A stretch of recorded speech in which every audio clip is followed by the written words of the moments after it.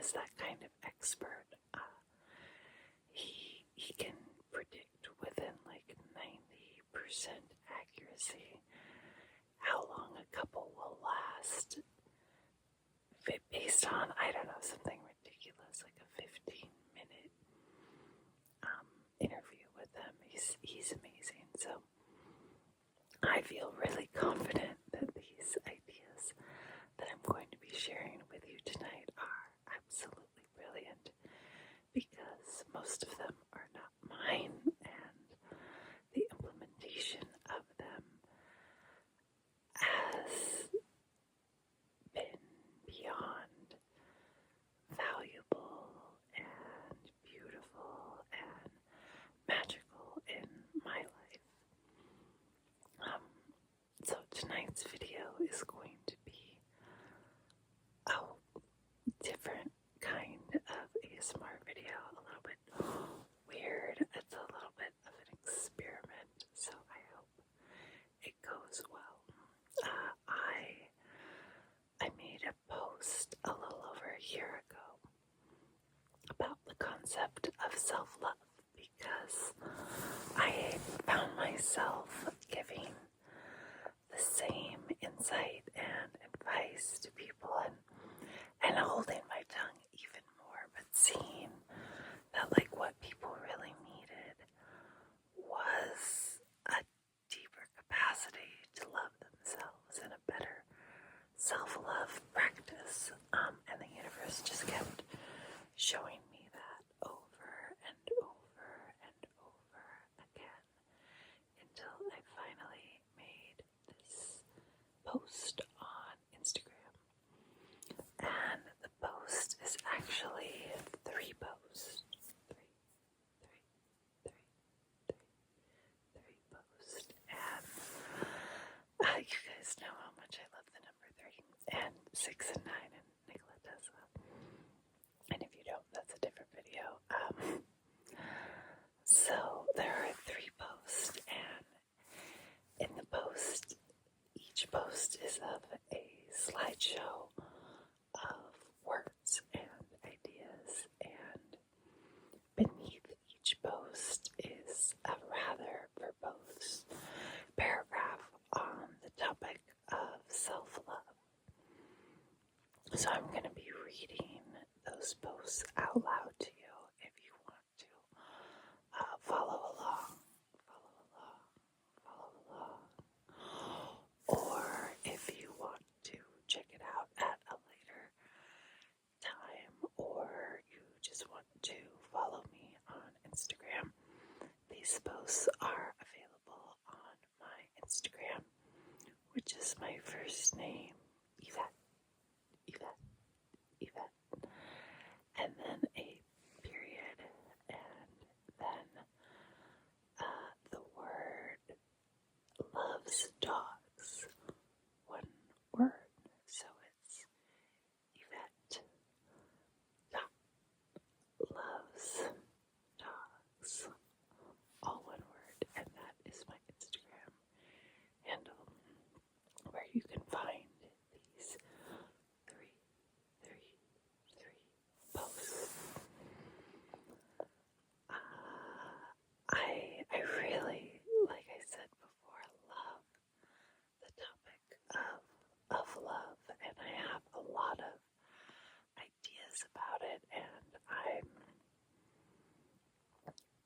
very, very deliberate about my study and practice of love,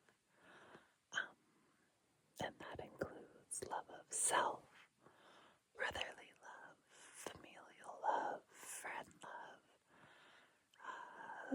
love of God. There are so many different types of love, and with Valentine's Day coming up, I was inspired to share some of my ideas about love with you. So, I guess before I get into the self-love post, I'm going to talk a little bit about love as a more general topic, specifically my favorite book that I mentioned before, Eric Fromm's The Art of Loving. Now, Fromm talks about how we think of love as falling in love, and I think that's especially true on Valentine's Day. There's a lot of pressure for a romantic dynamic and for dates and for romance in general on Valentine's Day. But that is such a narrow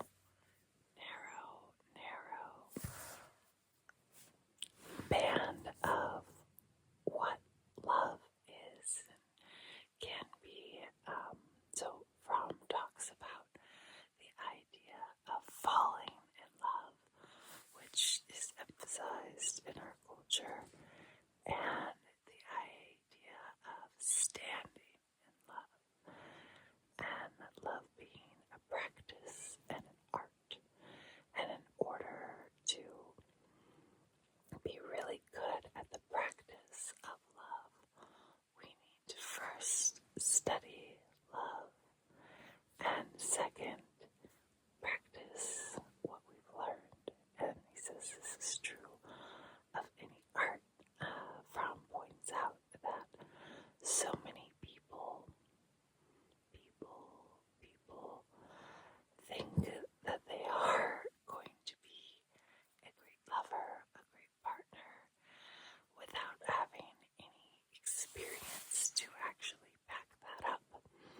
And there's this common misconception in our culture that when you find the right one, everything will click and it will be easy, and you will be a great lover, partner, girlfriend, boyfriend. Fromm dismantles that idea and teaches us that it's ridiculous. He says that's like saying, I am a great musician. I know I am. I just haven't found my instrument yet, and I don't feel like practicing my music skills on any of these other instruments. That's obviously bananas.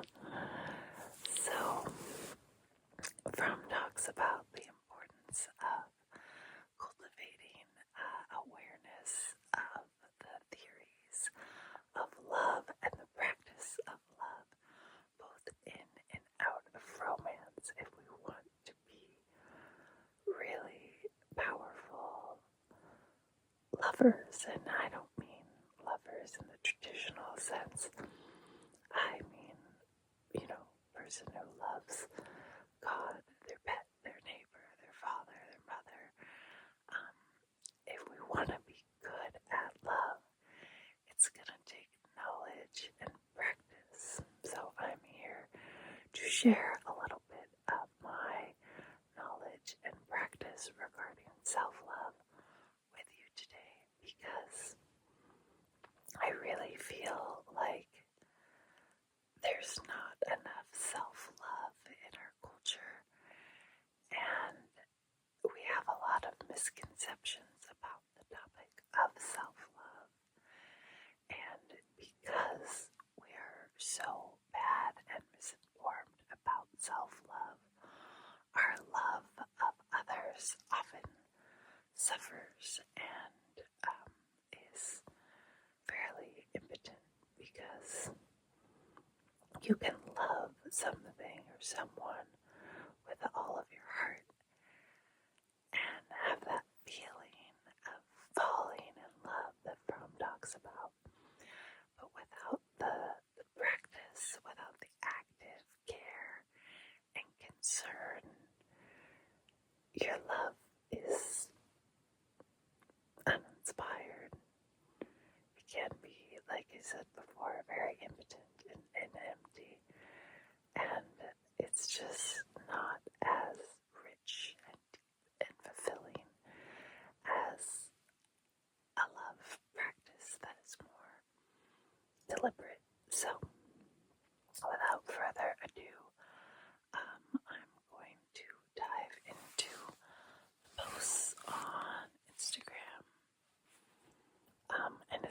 be kind of hard. I actually don't even know how I'm going to do this, because there's the slideshows, and then there's this.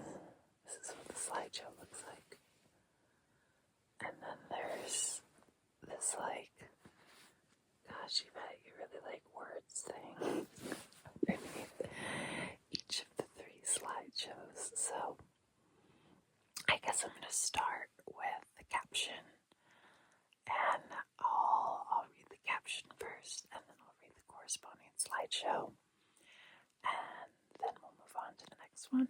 So this one says, around this time last year, a friend of mine was staying with me. She was healing from a lot of loss, including the passing of her twin flame. After staying with me for about a month, she told me that between the hot, healthy breakfasts, abandoned cemetery hikes, moon rituals, and playing dress-up, I had taught her what it meant to feel loved. While it was fun to amp up the dress-up around her, most of what made her feel loved was a lucky side effect of my own self-love practice. Before she got there and after she left, the healthy food, the rituals, and the playdates reigned. The medicine that we need to swallow is as simple and intuitive as it is prone to resistance. We can only love others as deeply as we love ourselves. When we don't love ourselves, our love for others is impotent.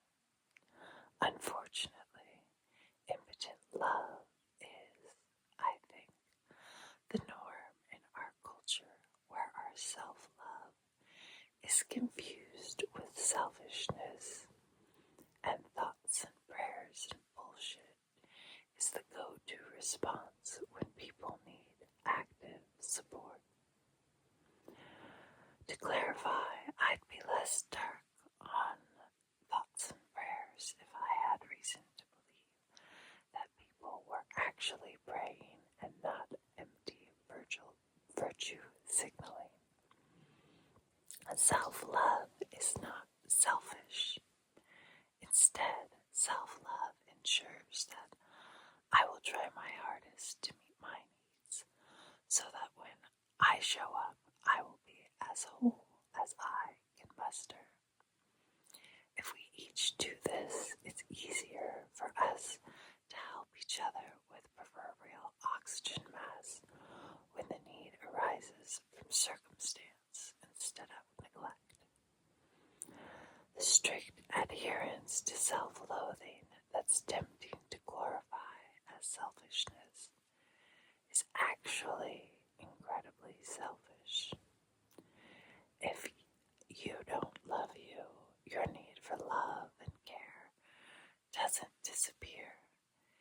Instead, those needs get put on the people who do love you. Those people can water your desert, but they can never make your forest grow. They can, though, drain their own reserves in the attempt. While the method described in the post above doesn't work 100% of the time, through deliberate practice, self-love can become the default behavior that occurs the vast majority of the time. It's continued in the comments, sorry. Please hold for this brief intermission. The absence of habitual behavior will result in uncomfortable feelings that often catalyze corrective action. This is as true of self-love as it is any habit. Locking a door, putting on a seatbelt, or using sex and drugs to cope. For me, doing the loving thing has become the default. And thank God for that, because I have care and concern. Now, whenever I slight my self-love practice, I become very uncomfortable until my self-love habit reigns again. This is what I want for you. It's one of the many joys I wish I could put into a bottle and give away.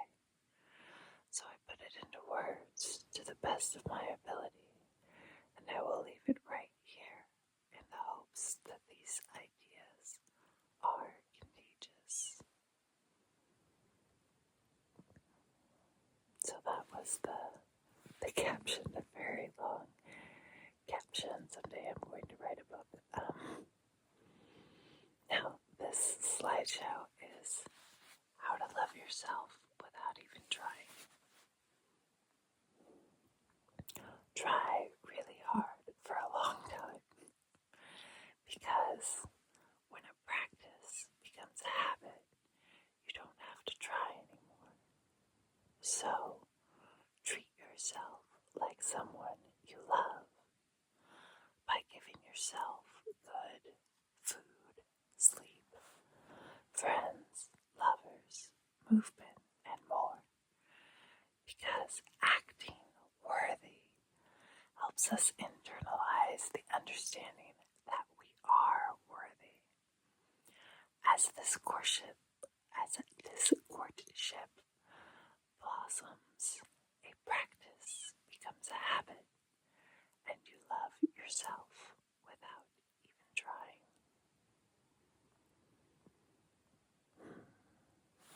So that was the first post. I hope you enjoyed it. I'm going to read the caption for the second post now. Lately, my Dharma keeps putting me in front of people that I care for deeply who suffer from a lack of self-love. This reoccurring lesson has caused me to reflect on the theory, practice, and rewards of self-love. I feel confident that the ideas explored in the post above are deeply profound because, one, they are the ideas of gifted and accomplished professors, authors, and prolific philosophical psychologists, and two, I have seen these ideas come to life in my own practice of love. After being confronted repeatedly by loved ones who haven't awakened to the magic within, I found myself in the role of one who can see and know what another doesn't. Because of this, I have endeavored to make the theory of self-love as simple and palatable as I am able to. Unfortunately, in my experience, self-loathing is a formidable nemesis. Akin, it appears to me, to an addiction. Thus, in my personal life, I have only succeeded in planting seeds regarding the existence of self-love and countless gifts. My hope is that my loved ones and others will be able to water those seeds by visiting these posts, and that over time they too will enjoy the many rewards of loving themselves. This year, if you are not madly in love with yourself, the very notion will sound daffy, and in that case, I encourage you to undertake Dr. Eamon's suggestion and make loving yourself your New Year intention. Namaste. I don't know if you can hear my dog sleeping in the background. It's like the best sound. Okay, so this one is called Self-Love Broken Down.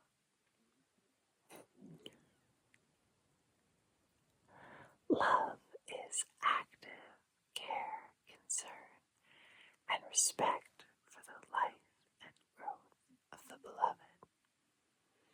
Active care and concern imply respect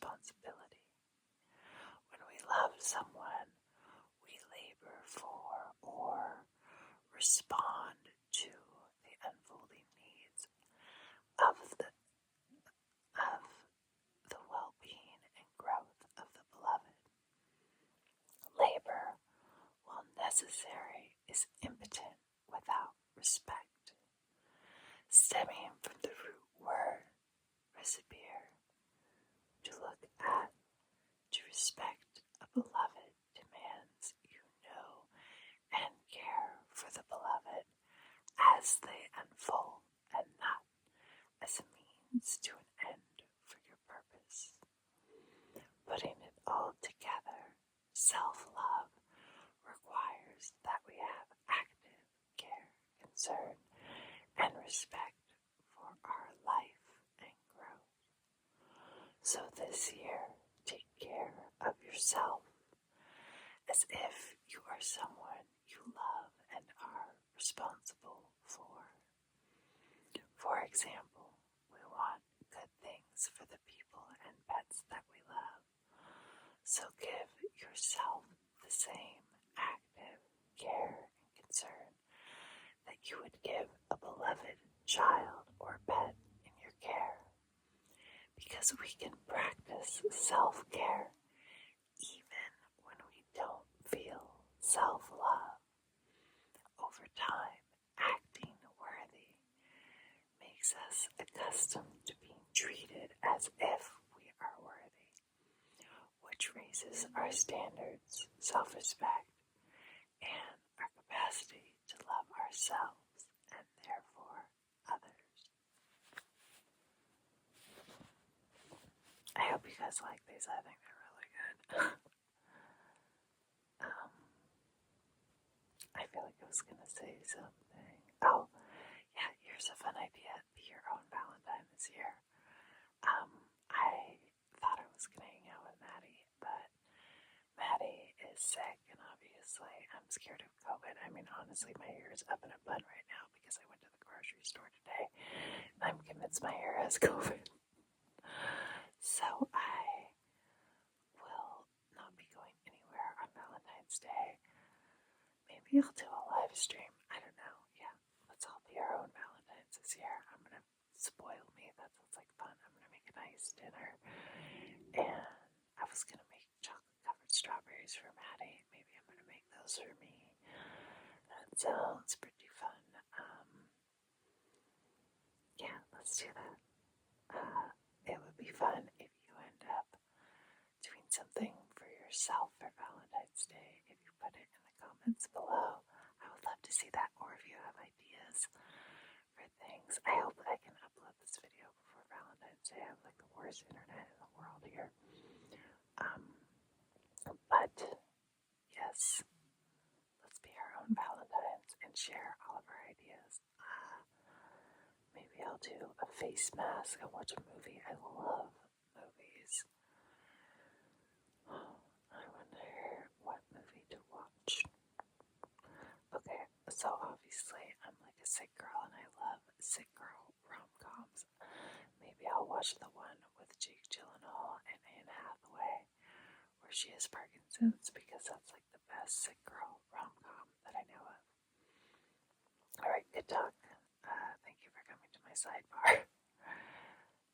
Now, back to the post. This is the third and final post. I'm excited. I hope you guys like these as much as I do. So, the caption to the post. Several years ago, a small idea bubbled up into my conscious mind that has had profound effects on my being and life. The idea started small and simple. I should treat myself like I'm in charge of 8-year-old me. In the pursuit of that endeavor, my self-care practice grew steadily, and with it, my capacity for self-worth. As the seed of that idea took root, a forest of rewards started to erupt. Unconditional self-love rippled past an unending pursuit of self-care, an unwavering sense of self-worth, and a deepening of my capacity to love and be loved. That, though beautiful and expansive, was just the beginning. Since truth waits is for eyes unclouded by longing. Radical self-love empowers you to meet people where they are without needing anything from them or taking things personally. Self-love is a hand in the hospital and the friend at the funeral. It is the net beneath the leap of faith, the confidence to grow, and the strength to say no. I wish I could bottle it up and give it to everyone I know, so that they can taste the truth of their being. You are worthy. You are not your biggest mistakes, nor your most treacherous missteps. You have done the absolute best you could, given your hand in the river, which is often dirty. It's never too late to learn, change, or begin amends. You are star stuff in a human suit. You have beaten incredible odds just to be here today, and I think you are just as magical as a supernova.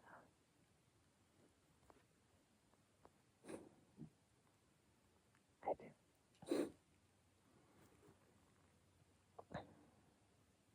Okay, this slideshow is entitled One Thing You Can Do for Everyone You Care About. It says swipe left, but that's definitely to the right. So that's hilarious. Do they all say that? They probably do. Oh, that one doesn't say anything. They have arrows. Yeah, they say swipe left. And this is why I need an editor. That's hilarious. Alright, one thing you can do for everyone you care about. Love your damn self like your ability to love depends on it. Because it does. Oh, that's gonna cause so much resistance in so many of you. I know it. People do not want to hear that, and I know it, and I don't care. You're wrong. And people will be like, I don't matter, and I'm just gonna take care of everybody else, and I know that because I was people. But when you start taking care of you, it's good for everyone, babe. It really is. It's just, especially as women, we're trained to put everybody else's needs in front of ours, and that's actually not good for anyone. Maybe I'll do a whole nother talk on that. It has to do with female morality. I can't remember that author's name right now. Moving on. Self-love is necessary to receive love, which is good for our relationships and the people who love us. Why am I interrupting this one so much? It's so true, though, because if you don't love yourself, then when somebody else loves you, you think there's something wrong with them. You're not accepting of their acts of love because you don't feel like you deserve it. That's one of the reasons it is so important to love yourself, because if I love you but you don't love you, then you're a pain in the ass to love. And you don't want to do that to people you love, do you? So practice deliberate self-care. Keeping our minds, bodies, and spaces cared for means there's more of us available to benefit the people we care about. Self-care cultivates our capacity for self-worth. When we understand how and why we are worthy of love, care, and concern from a feeling place, we can receive and even celebrate love with ease and from a feeling place. Inversely, when we haven't slept, hate the can't find our keys, and haven't had a vegetable since Tuesday. Our capacity to love, or read, or write, or concentrate, or anything is diminished.